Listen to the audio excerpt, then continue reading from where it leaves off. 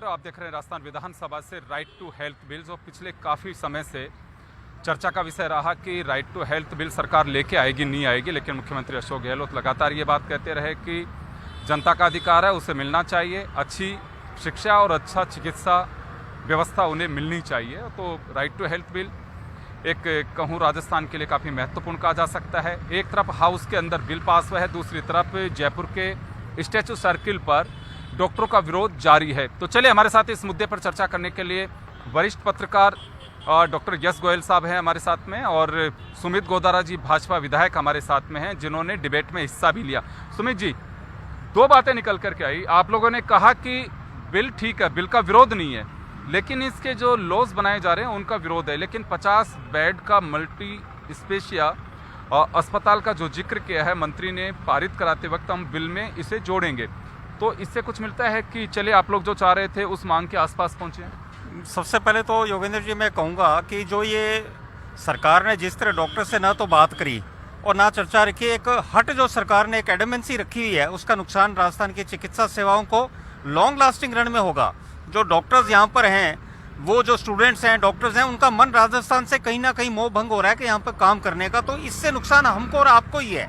आज जिस तरह कल और आज पुलिस ने बर्बरतापूर्ण कार्रवाई करी, डॉक्टर्स पर लाठीचार्ज किया, उसका बहुत बड़ा गलत संदेश गया। हमने कभी लोकतंत्र में नहीं देखा कि डॉक्टर पर किस तरह पुलिस लाठीचार्ज कर रही है। वो क्रिमिनल्स नहीं है, तो सोसाइटी की क्रीम है। जी सुमित जी, जब पहले हाउस में बिल लेकर के आया गया था, उसके बाद इसे प्रवर समिति को रेफर किया गया और प्रवर समिति के बैठक के साथ ही डॉक्टर्स को भी सुना गया। डॉक्टर्स का एक तबका कहता है कि चले हमारी बात सुन ली गई है, विरोध का कोई मायने नहीं रखते हैं।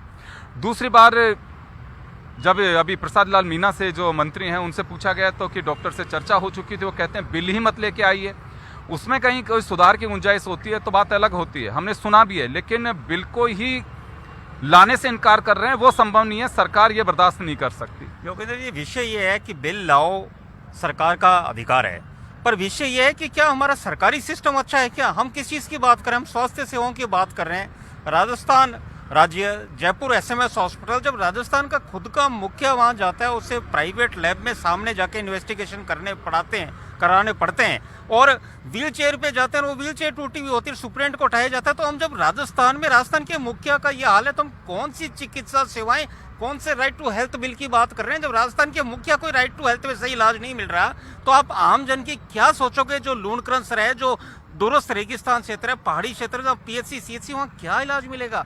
हम अपना सरकारी इंफ्रास्ट्रक्चर अच्छा करें, फिर हम दूसरी प्राइवेट की बात करें जो प्राइवेट करें। पर यहाँ तो हम खुद का अपना सिस्टम नहीं दुरुस्त करना चाह रहे। हम अपनी जिम्मेवारी से भागकर एक तरह से लोगों को दिखावा के लिए चुनावी साल में कैसा हम आपके लिए बिल लेकर आ रहे हैं और हम आपके लिए, जनता के लिए बात उठा रहे हैं, जबकि जनता जान रही है कि इससे क्या लाभ मिल रहा है। वसुंधरा जी भामाशाह योजना लेकर आए माननीय पूर्व मुख्यमंत्री जी, पर इस सरकार ने कोरोना के समय 2 साल वो भामाशाह योजना बंद रखी। बताओ कितने लोगों की मृत्यु हुई उस समय। यदि भामाशाह योजना होती तो कितने गरीब लोगों को सही इलाज। चलिए मैं वापस आऊंगा आपके पास में।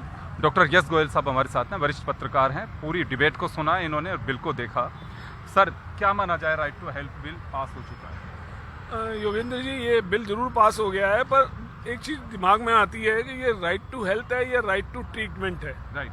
हम मरीज को या सरकार मरीज को इलाज देना चाहती है या हॉस्पिटलों को ये पाबंद करना चाहती है कि आपको ये चीज़ अटेंड करनी पड़ेगी। तो बहुत सारी चीज़ें, वैसे मंत्री ने ये स्पष्ट कर दिया कि प्रवर समिति में जो सुझाव आए हमने माने, जो बातें कही गई अपोजिशन ने, डॉक्टर्स ने, औरों ने, और जो उन्होंने मना किया वो हमने नहीं दिया, वो सारा का सारा हमने किया।